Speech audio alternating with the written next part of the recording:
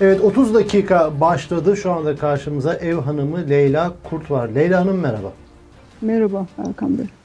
Leyla Hanım, sizin haberinizi Bolt Medya'da gazeteci Sevinç Özarslan'ın röportajında gördüm. Haberin başlığı şuydu: dördüncü evre kanser hastası Leyla Kurt, yani siz. Ve diyorsunuz ki simasını unutmamak için eşimin fotoğrafını karşıma astım diyorsunuz.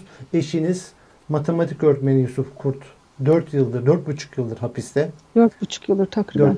Ve kayınpederiniz, kız kardeşiniz de kanser. Siz hepiniz de dördüncü evre kansersiniz ve Evet. eşinizi göremiyorsunuz. Eşiniz Evet. çıkarılmıyor ve siz de bu şartlarda da ziyaret edemiyorsunuz. Ve simasını unutmamak için eşimin fotoğrafını karşıma astım diyorsunuz. Bu dikkatimi çekti. Size biraz bu konuyla ilgili sorular sormak istiyorum. Ama ilk sorum şu olsun: sağlığınız nasıl?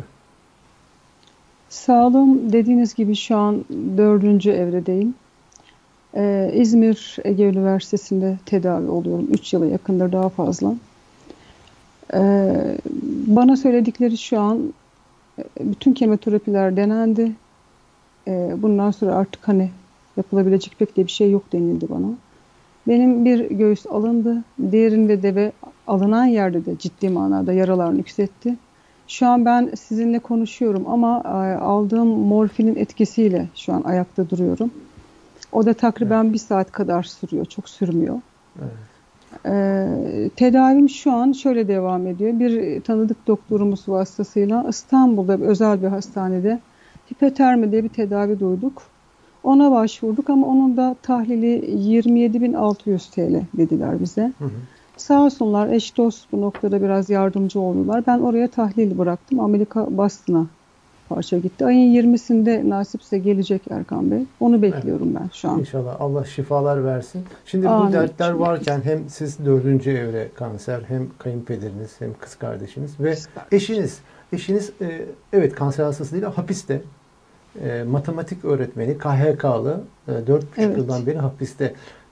Eşiniz neden hapiste? Malum gündemden dolayı FETÖ adıyla tutukladılar maalesef. Hiçbir suçu olmadığı halde bir gecede terörist ilan edildik maalesef. Buna bazı yakınlarımız da maalesef ortak oldular. En acısı da bu. İnanmadılar. Bu bize çok ağır geldi. İnanın şu an kanser hastasıyım ama bu davranışları bana bu hastalıktan daha ağır geldi. Yakınlarımız derken? Yani eşimin ailesi özellikle. Onun çevresinde kendi biraz daha geniş çevrede akraba, kendi köylülerimiz diyelim burada. Maalesef anlamadılar. Anlamak da hala istemiyorlar.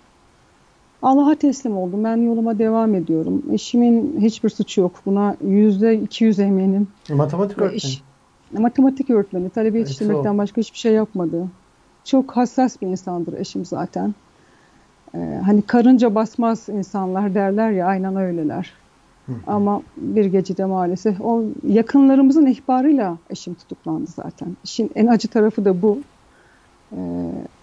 Alındı ve 8 gün kadar nezarethanede kaldı Erkan Bey. Zor günlerdi. Yani ben sabah kalktığımda bana haber geldiğinde ben uzun süre şoku atlatamadım. Yani eşim ne yaptı da içeri alındı. Nezarethaneye attıklarında kapının önünde bekledik biz İzmir'de. Almadılar içeri. Sonra işte bir gece haber geldi içeri alındı diye.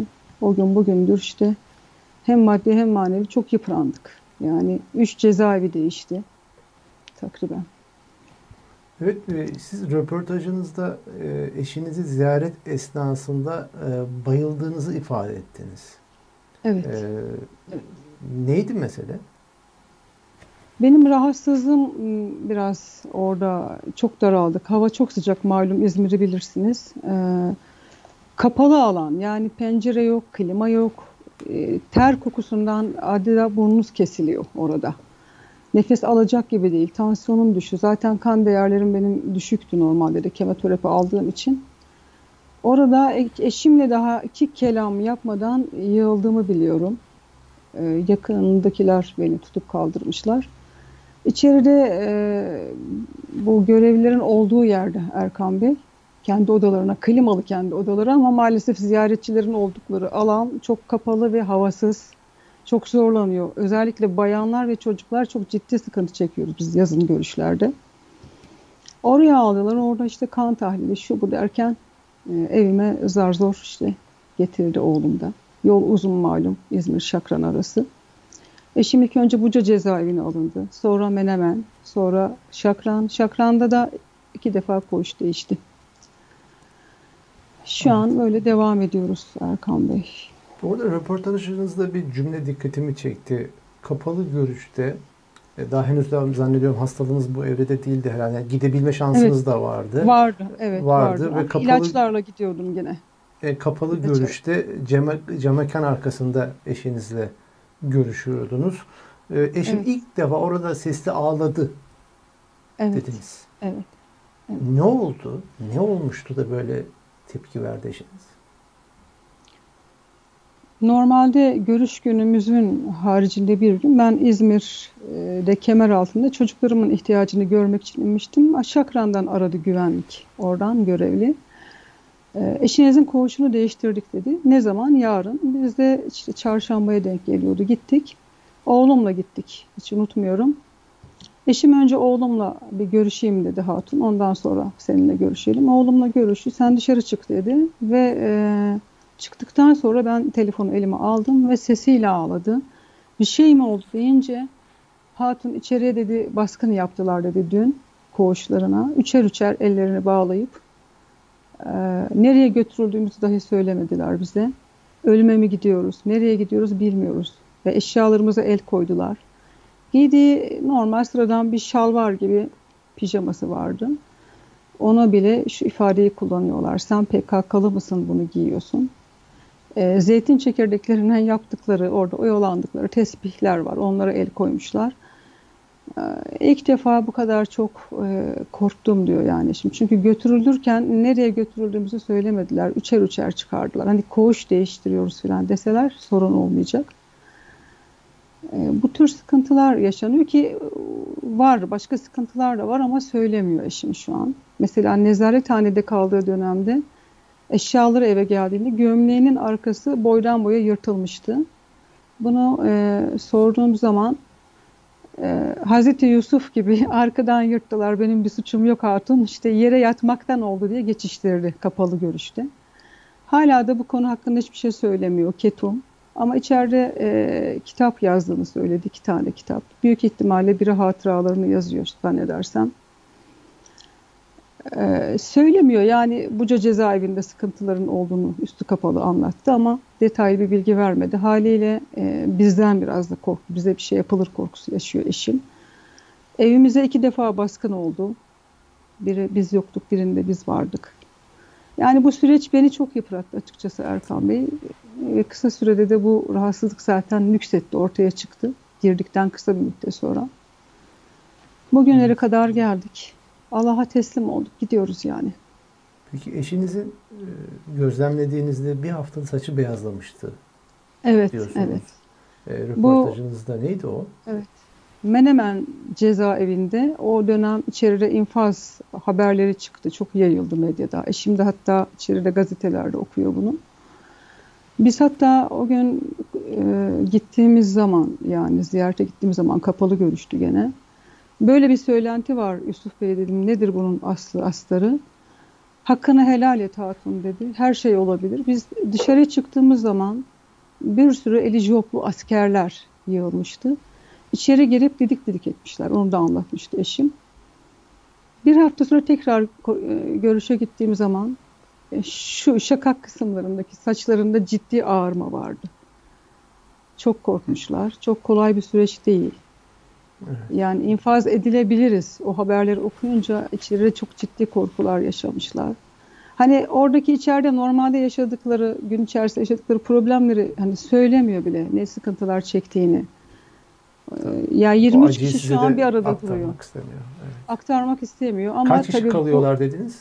Şu an 23 kişi kalıyorlar ve yatakların üzerinden atlayarak geçiyoruz diyor Erkan Bey eşim. Yani af buyurun bir banyo tuvalet sırası, bir yemek sırası yani bir yoğunluk var sürekli. Tabii diğer koğuşlarda şunu sordum ben. Korona var mı? Bir de o korku başladı haliyle. Şu an bizim koğuşta yok ama sıkı tedbirler alınıyor Şakran'da dedi. Bu noktada çok iyiler ama tabii olanlar var. Benim yakın çevremden, arkadaşlarımdan duyuyorum. Başka cezaevlerinde eşine koronalı hasta olmasına rağmen eziyet edenler var. Bunları ben yakın arkadaşımdan biliyorum. Evet. Şu an eşimin koğuşu bu şekilde gidiyor. Yani Erkan Bey. Leyla Hanım, şimdi merak ettiğim konu şu. Evet, şimdi siz eşinizi göremiyorsunuz. Şimdi eşiniz ne dedik? Matematik öğretmeni. 4,5 yıldan beri hapiste. Siz 4. evre kanser hastasısınız. Kayınpederiniz de 4. evre, kız kardeşiniz de 4. evre kanser hastası. Bunlar önemli bir seviye.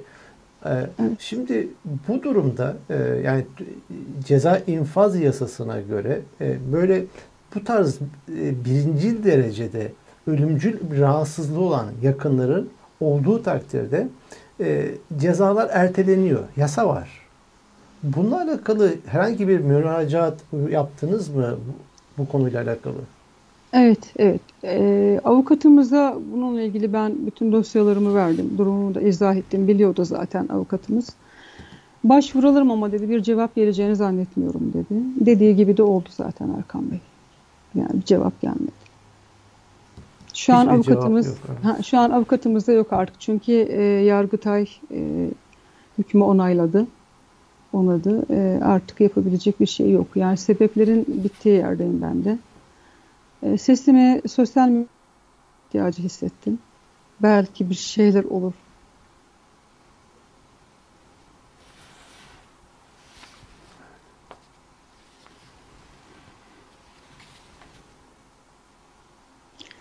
Belki gelir diye. Dün çok rahatsızdım. Aradığında hatun inşallah ben geleceğim, korkma. İyileşeceksin. Sürekli bu şekilde teselli veriyor. Rüyasında gördüğünü söylüyor sık sık beni. İçeride sana çok dua ediyoruz hatun. Hiç üzülme dedi. Evet. Biriyle yakındır da yüzünü görmeyince insan haliyle daha çok yıpranıyor Erkan Bey. Çok kolay bir süreç değil. Şu an annem yanımda. Bana bakmaya geldi. 2 kız kardeş de bu rahatsızlıktan şu an muzdaripiz. Kız kardeşim de benden sonra oldu. Çok üzüldü çünkü halimize de. Onda da çıktı bu rahatsızlık. Annem bir oraya bir buraya koşturup duruyor. Çocukların başımda sürekli. Oğlum özellikle Allah razı olsun. Hastane işlerini görüyor devamlı. Zor. Halimiz bu. Yani Evet. Erkan Bey. Evet. Hiç kolay değil. Evet, hiç kolay değil.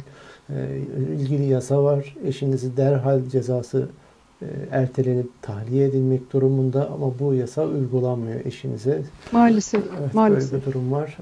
Evet, peki ben çok da size acınızı da deşmek istemiyorum. Estağfurullah. Allah razı Ama olsun. pek çok dualarda sizlerle birlikte olacaktır eminim. Bu haberi duyan herkes. Bu dikkatimi çekti. Yayının başında tahlil yapılması için son bir şans dediğiniz, hani Amerika'da o da 27.600 TL tutuyormuş galiba. Bir kampanya var. Başlatıldı. O kampanya duyarlı pek çok insan da bu konuda ilgi gösterecektir. Yani bir gecede bu tamamlanır. Bu yayın yayınlandığından itibaren. Gösterenler de oldu zaten. Allah razı olsun. Ben buradan bütün o kardeşlerime de teşekkür ediyorum. Arayıp soran, tanıyıp tanımadığım herkesten Allah ebeden razı olsun. Çok yardım ettiler bana. Hiç ummadığım Allah'ın açık inayetlerini gördüm ben bu süreçte. Rabbim bizi Hazreti İbrahim gibi ateş içerisinde yakmadı. Bütün kardeşlerimden Allah ebeden, daimen razı olsun. Amin.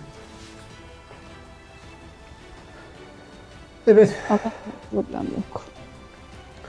Evet, Leyla Hanım tekrar geçmiş olsun. Allah'tan çok sağ olun Erkan Bey. Çok sağ olun. Allah razı olsun sizden. Hadi görüşmek üzere.